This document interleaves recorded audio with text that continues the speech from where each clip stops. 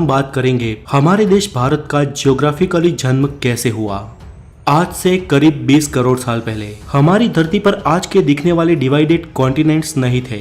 उस वक्त सिर्फ एक सुपर कॉन्टिनेंट या महाखंड हुआ करता था जिसे नाम दिया गया पेंजिया, और इसके चारों ओर सिर्फ एक महासागर था जिसका नाम था पैथालासा। और आज के सारे खंड इसी महाखंड पेंजिया में से विखंडित होके बने हैं। ये थियरी देने वाले वैज्ञानिक आल्फ्रेड वेगनर थे और उनका यह भी मानना था कि उसी वक्त उस महाखंड पे रेंगने वाले जीवों का विकास हुआ।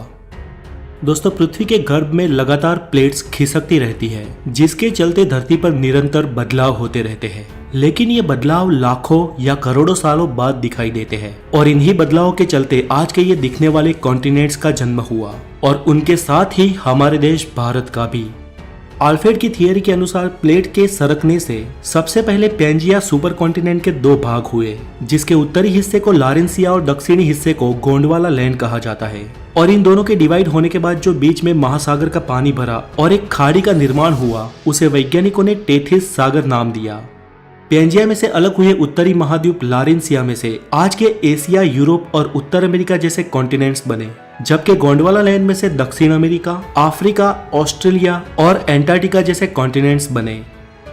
हमारा देश भारत भले ही आज भौगोलिक रूप से एशिया का भाग हो, लेकिन भारत का भूमि भाग उस वक्त वास्तव में गोंडवाना लैंड महाद्वीप का हिस्सा था और आज का अफ्रीका और भारत एक ही प्लेट पे टिके थे। धीरे धीरे अंदरूनी प्लेट्स के सरकने से ये प्लेट्स भी अलग होती गई और भारत की जियोग्राफिकल प्लेट अफ्रीका से अलग होकर धीरे धीरे एशिया की ओर बढ़ने लगी। वो आज के लद्दाख हिस्से की ओर लगातार बढ़ती रही और एक समय इस प्लेट का एशिया के लद्दाख वाले हिस्से पे टकराव हुआ।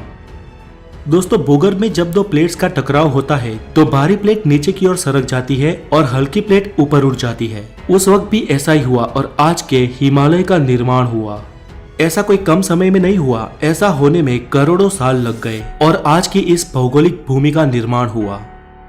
दोस्तों, आज भारत सिर्फ एक ही टेक्टोनिक प्लेट पे टिका है और लगातार ये भारत की भारी प्लेट हिमालय की ओर दब रही है और हिमालय दिन ब दिन ऊपर उठ रहा है।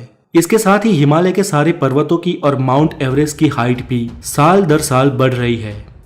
दोस्तों, इस थियरी को सिद्ध करने के लिए एल्फ्रेड ने यह भी कहा कि आज के दिखने वाले सारे कॉन्टिनेंट एक दूसरे में फिट होते हैं और आज अगर किसी तरह इन सबको एक किया जाए तो फिर से पेंजिया सुपर कॉन्टिनेंट का निर्माण हो सकता है। चले, ये तो एक संयोग भी हो सकता है, लेकिन आल्फ्रेड ने अलग अलग विस्तार में जाके उस महाखंडों की जीव सृष्टि का और प्राचीन खड़कों के अवशेषों का अवलोकन किया तो ये मालूम हुआ कि विविध अवशेष अलग अलग खंड में एक समान ही थे। इसके साथ ही आल्फ्रेड ने अपनी इस थियरी को सिद्ध करने के लिए कई सारे उदाहरण दिए। फ्रेंड्स, इस प्लेट्स के टकराव से भूकंप और ज्वालामुखी का खतरा रहता है। वैसे भारत में तो कोई खास सक्रिय ज्वालामुखी नहीं है, लेकिन हमारी इस